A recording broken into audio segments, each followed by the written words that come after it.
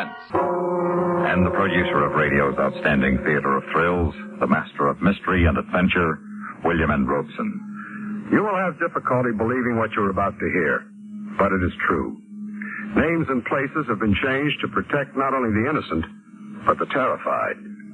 For this is the actual circumstance of a man who walks in the shadow of death, and because of the nature of our laws, can find no protection from the person who threatens to kill him. He lives today, if you can call it living, in a great American city, not knowing from one minute to the next when his assailant may strike. Upon his horrible predicament, we have fashioned a chilling story of suspense. And now,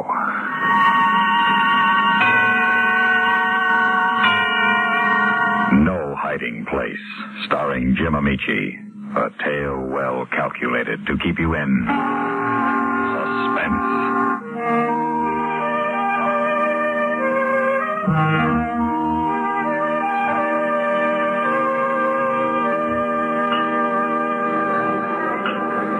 Shall I order more coffee, Mrs. Marshall? No, thanks, darling, but say it again. More coffee? No, silly. Mrs. Marshall. This is Edward Marshall. I love to hear it. So do I, Mrs. Marshall. Oh, Eddie, darling, we've got so much to celebrate tonight. Your promotion, our second anniversary. Our second anniversary. Oh, we've been married a whole 2 weeks. Sue, darling, do you realize that at this rate we'll celebrate our golden wedding anniversary before we've been married a year? Our golden wedding day. Oh, darling, it's so wonderful to be able to look forward to it. The real one, I mean. Sue, what's the matter? That man. Where? Over there at the bar. For a moment, I thought it was... Carl? It can't be. Silly of me. Oh, just look at this dress. Coffee all over it. Here, let me help. That couldn't have been Carl, could it? Of course not. But even if it was, you're not married to him anymore. No, and I never want to see him again. That's why I left New York, to get away from him. Oh, such a mess. Darling, I'll have to go to the powder room to clean this off. Do you mind? Take your time, darling. Oh, waiter. Check, please. What's your hurry, Eddie? It's early yet. Who are you? Carl Myers. What? I thought that I was in New York. Not since Sue ran out on me. Just took me a while to catch up with her. You followed her here? Yeah. Maybe we'd better get one thing straight right now. Sue wants no part of you. She never wants to see you again. No? Then you poisoned her mind against me. How could I? I don't even know you. I don't know anything about you. You don't have to know anything to make up lies about me. Lies? Look, Myers, this is ridiculous. Why should I make up lies about you? How else could you have taken her away from me? What do you mean, take her away from you? I mean, you broke up my marriage with lies. Broke up you... Well, I never even met Sue until months after she divorced you. That's your story. Now, look, Myers, whatever went wrong with your marriage had nothing to do with me. But I'll bet it wasn't Sue's fault either. Are you accusing me? If you want to put it that way, yes. You had your chance with Sue, you failed. I did not fail. It looks that way to me. No, it wasn't me. It wasn't my fault. Well, no matter whose fault it was, Sue's married to me now, and there's nothing you can do about it. Yes, there is, Eddie. There's something I can do. Something I'm going to do. What's that? I'm going to kill you. Oh, come on now. The coffee came right out. All it took was a little... Hello, Sue. What do you want, Carl? I just happened to be in town on business. Your business wouldn't bring you to this town. Well, I changed jobs, you see. You got fired, more likely. Sue, I think we better be going. Let me buy you a drink, just for old time's sake. I saw enough drinking when I was married to you. Eddie, let's go, please. Eddie, What? remember, I'll be singing you.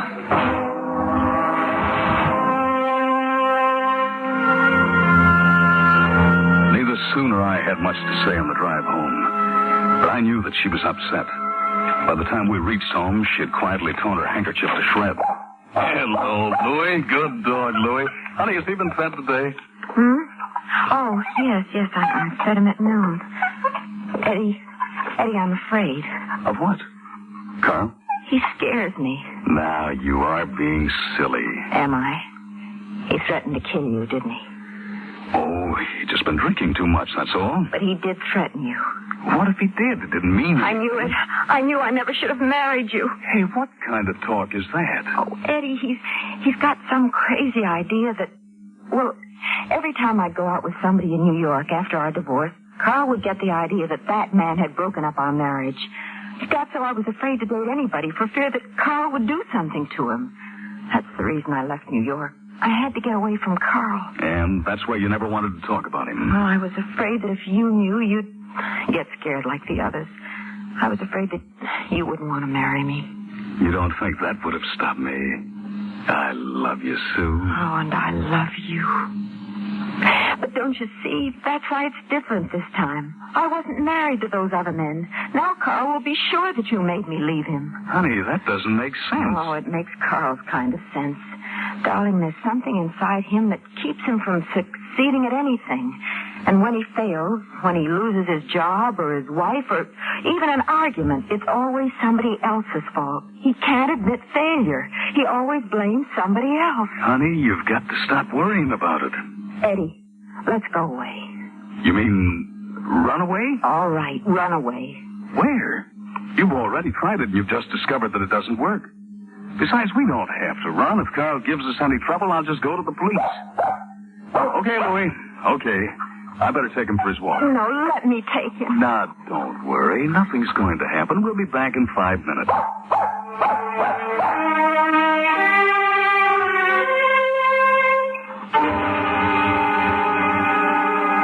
Louis had almost completed his inspection of the neighborhood when I suddenly realized that someone was following me. Quiet, Louis. Quiet, boy. Who's that? Who's there? Hello, Eddie. Surprised to see me again so soon? Quiet, Louis. Look, Myers, why don't you go back to New York and leave us alone? Sure. Just as soon as I finish the job I came here for. So go ahead and finish it and get out of our lives. You wouldn't want me to do that right now, would you, Eddie? Put that away. I thought you might want to see it. Take a good look, Eddie. Put it away, Carl. You're a lousy actor. I'm not acting. This is the gun, Eddie. This is the gun I'm going to kill you with. I'm warning you, Carl. Put that gun away or I'll... You'll what? Go to the police, maybe? There's a police station right around the corner. Come on, I'll go with you. What? Sure. Won't do you any good. I can kill you any time I want to, and you can't stop me. The police can't stop me. You'll see.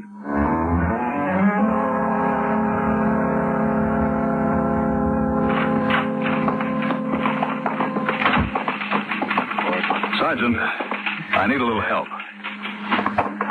All right, son. What's the trouble? This man just pulled a gun on me and threatened to kill me. Is that right? Sergeant, if I threatened to kill my friend here, would I follow him into a police station right afterwards? You two guys know each other? Not exactly, but I'm married to his ex-wife. Oh. One of them, huh? Look, why don't you both just go home and sleep it off? But I told you, he's got a gun. You got a gun, mister? Of course not. You heard him. Search him. You'll find it. No, I can't. Unless you've got evidence, or maybe a witness. What do you mean? Well, did anybody hear him make this threat? No. Can you prove that he's carrying a gun? Do you know where he bought it? No. Then I can't help you. I don't see why not. You're a policeman. Isn't that what policemen are Son, for? we got our orders. If I search this man, I can get fired from the force. Maybe sued for damages, too. But evidence or a witness? But if the police can't help me, who can? Right now, son, nobody can help you. That's right, Eddie. Like the sergeant says, nobody can help you. Nobody.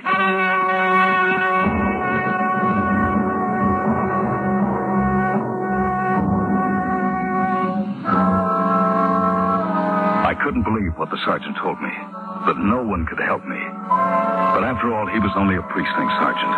So the next morning, I went straight to police headquarters, to the homicide bureau. I was sure I could get help there. Well, it's like this, Mr. Martin, is it? Marshal. Well, it's like this. We can't pick this guy up for intent to kill just on your say-so. If we did things like that, every man with a grudge against his next-door neighbor would be down here claiming the guy had threatened to kill him. But Carl Myers did threaten me. Yeah, that's what you say. But you also tell me that he denied it. That's your word against his. Who are we supposed to believe? We're policemen, not mind readers. There must be something you can do. Yeah. Well, is he clean? Clean? Yeah, clean. Does he have a police record? Oh, no, I don't think so. I'm sure he doesn't. Oh, that's too bad. See, if he did, we could chance picking him up. But not if he's clean. Then you can't help me. Look, Mr. Martin, it's... Marshall. Yeah. Well, Mr. Marshall, we get complaints like this every day. See, somebody's always threatening to kill somebody. You know how many of them actually do? No. Maybe 1 in 5,000. That's all. Out of 5,000, just one. And what if I'm that one?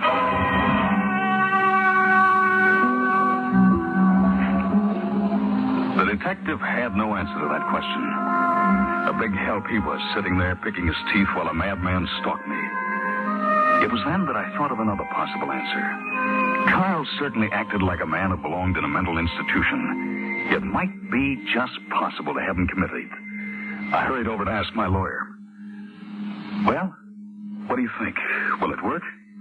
Well, it's entirely possible, Eddie. Now, of course, it might not be advisable. Well, why not? If Carl were committed, he couldn't shoot me. Yes, if he were committed. But Yes, I said it is possible, Eddie. Of course, there's no assurance that such a proceeding would result in commitment. But there is a chance, isn't there? Yes, there's a small one. I guess any chance is better than none. No, not necessarily, Eddie. To have Myers put away, you see, you'd have to sign the charge sheet against him. Now, he has the right to examine that, to learn the identity of his accuser. And if committed, which, as I said, is unlikely, he would almost certainly be released within, 2 or 3 months. Madder than ever. Exactly. So, Eddie, my advice is to drop the idea.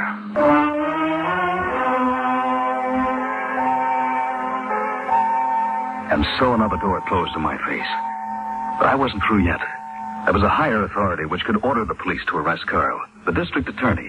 But, Mr. Marshall, even if we found a gun on this man, we couldn't use it as evidence against him. The law won't let us. That's crazy. What kind of a law is that? It's a decision of the state Supreme Court. Similar rulings have been handed down in several states. Their principle is to ensure the individual's constitutional right of freedom from unreasonable search and seizure. Even if the individual is guilty? Even if he's a homicidal maniac? And all men look alike to the law, Mr. Marshall. It protects the guilty as well as the innocent. The police sergeant was entirely right when he asked you to produce evidence or a witness. If you can't, I can't order Carl Myers arrested. Not at least until he commits an overt act. What would you call an overt act? An attempt to kill you. You mean I've got to get murdered before you can help me? Well, let's hope it doesn't come to that. But you're telling me it has to come to that, aren't you? Now, Mr. Marshall, let's not get excited. Not get excited? You tell me the law can't help me. You tell me you'll arrest Carl Myers after he kills me, and you tell me not to get excited. How would you like to be in my shoes right now? Suppose you tell me that. Well? Mr. Marshall, just between us, I'd be scared to death.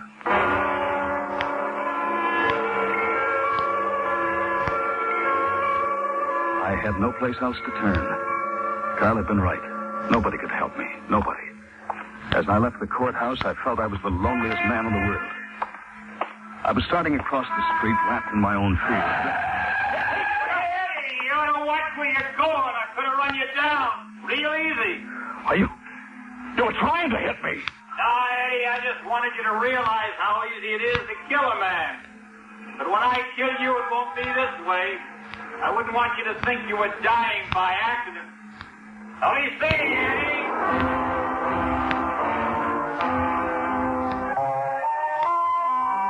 I was a bundle of nerves when Sue picked me up at the office.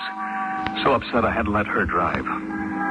There's only one thing I can do. What's that? Get a gun and kill him. Eddie, you couldn't. Why not? The law protects him, it protects me the same way. And what about afterwards? Afterward, I'd still be alive. And you'd be a killer. You'd be arrested, tried for murder. Is that what you want? Well... Tell me honestly, Eddie. If you had a gun in your hand this minute and Carl in the sights, could you pull the trigger? No. No, I guess I don't have that kind of guts. I'm glad.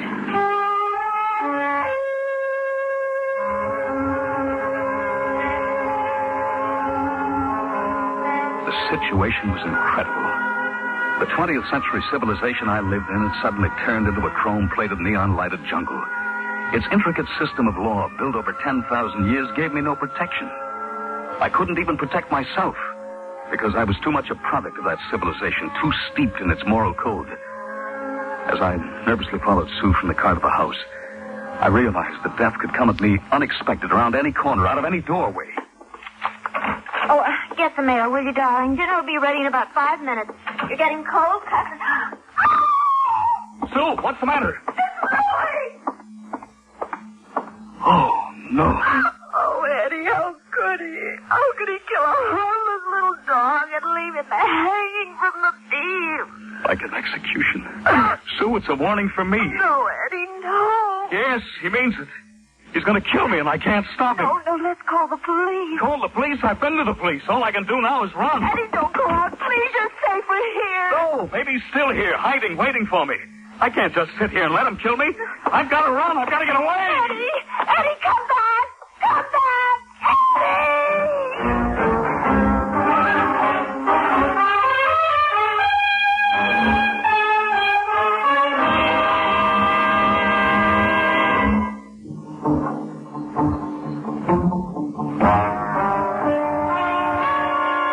The sight of the dog hanging in the living room had completely terrorized me. Now I was operating solely on fear. My only thought was to find the crowd and lose myself in it. The only way Carl would dare try to kill me would be if he could catch me alone. Just ahead of me, I saw a crowd coming out of a theater. I hurried to join them, elbowed my way toward the box office.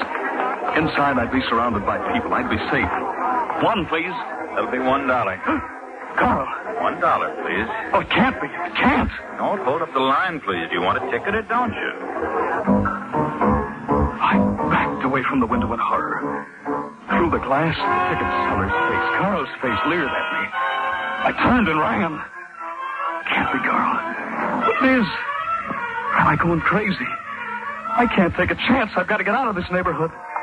That bus. Hey, driver, wait. I want to get on. Fares, please. Have your fares ready. How much is a round trip to the end of the line and back? We're not coming back, Bud. We're going to the barn. You can. Let me off. What's the matter, buddy? Let me off. Open the door. I've got to get off. Okay. It was crazy. The driver couldn't have been Carl. Carl couldn't be everywhere. In my panic, I was imagining things. There was a slight resemblance, that's all. I looked around. I was alone. The street was dark, deserted. There was a neon light a block away, and I started toward it. My footsteps echoed in the quiet street. Or was it an echo?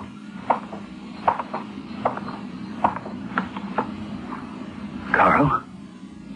Carl? Of course it's not Carl. I've got to stop imagining things. That's just an echo. See?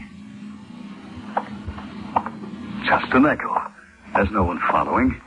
No one. Almost to that light. I've got to make it before the echo catches me. I've got to run faster. Hey, here you go. No, let go. Let me go, Carl. Hey, Please. take it easy, mister. What's the trouble? Huh? Oh, nothing. Nothing, officer. You scared me coming around that corner, that's all. Oh. No trouble. You're yelling for the police. Can I help? No, nobody can help. Thanks anyway. Huh? Good night, then. And take care. I looked at the neon sign, blinking on and off. The place was a saloon. I didn't want to drink, but I wanted less to stay on that dark, deserted street. I went inside.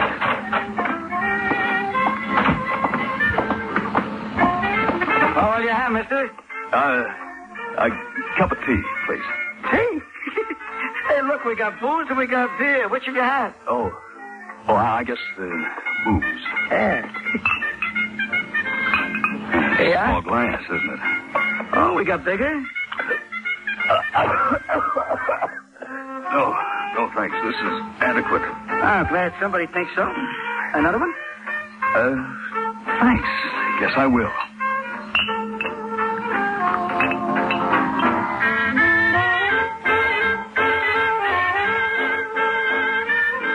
I don't know how long I sat there. The bartender kept shoving drinks at me. I felt that I had to drink or get out, and I was afraid to get out. Carl would be looking for me. Sooner or later, he'd find me, but I wanted to put that moment off as long as possible. Time was passing too fast. The hands of the clock behind the bar crept closer and closer to 2 o'clock. I dreaded the coming of that hour.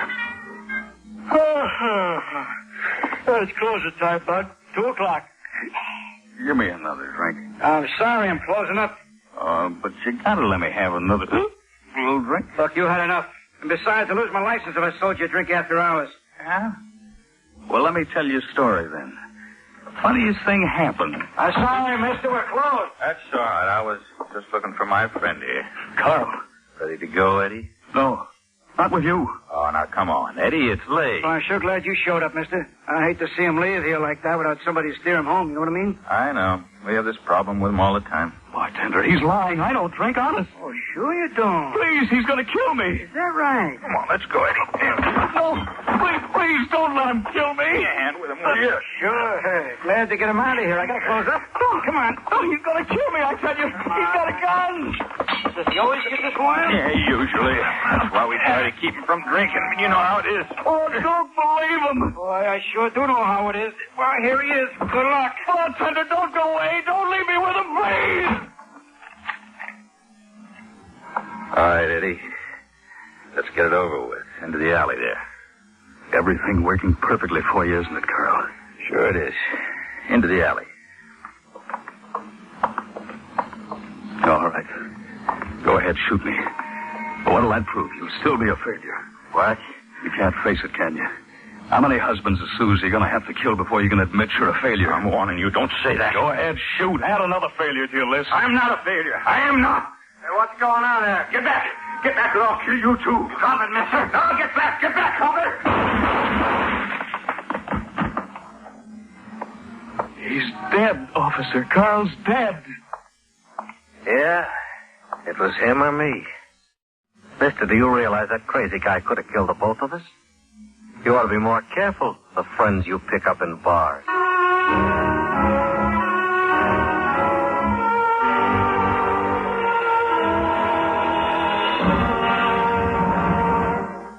Suspense, in which Jim Amici starred in William N. Robeson's production of No Hiding Place. Supporting Jim Amici in No Hiding Place were Shirley Mitchell, Barney Phillips, Lawrence Dobkin, Jack Crucian, and Wendell Holmes. Listen again next week when we return with another tale well calculated to keep you in suspense.